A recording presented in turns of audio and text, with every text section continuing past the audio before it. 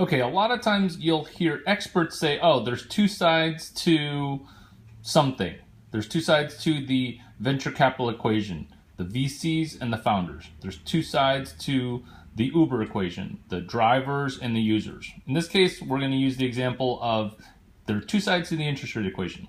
The conclusion will be that there's actually many more sides than just the two sides. In fact, the two sides oftentimes are overlapping. So in this case, people often say, oh, there's two sides to the interest rate equation, right? The right side and the wrong side. This is the right side, where obviously you want to lend money, you don't want to borrow it. Borrowers on the opposite side, and there's a fictitious two sides of the table, borrowers against lenders. Grr.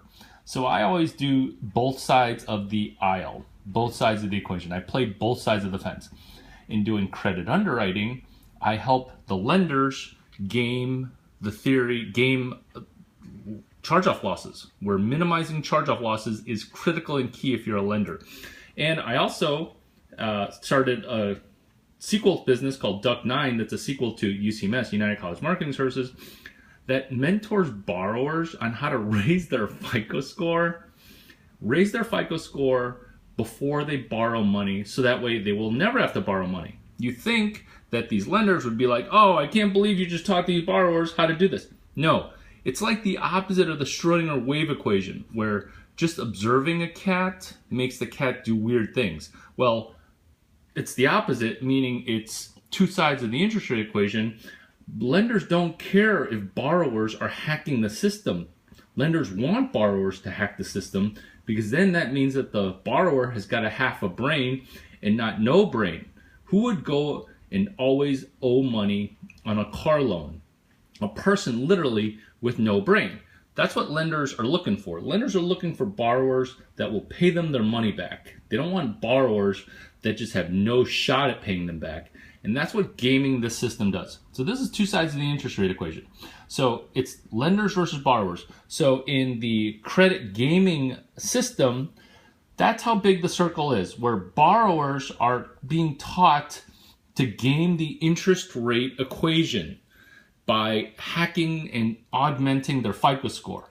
So borrowers are now bordering on lenders because they're thinking, oh, how do I think like a lender? I need to understand what they're looking for.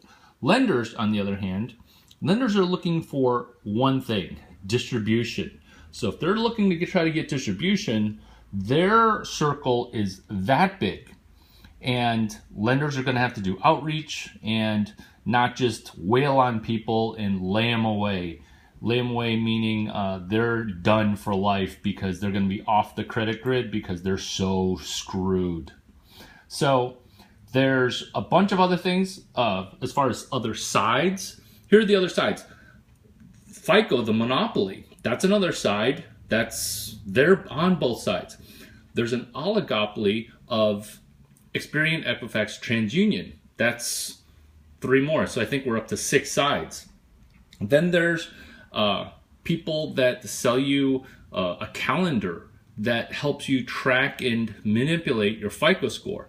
That's another side. So there's a bunch of complicated yet simple Venn diagrams that show you that it's not just the two sides to anything, whether it be Uber drivers versus consumers or VCs versus founders.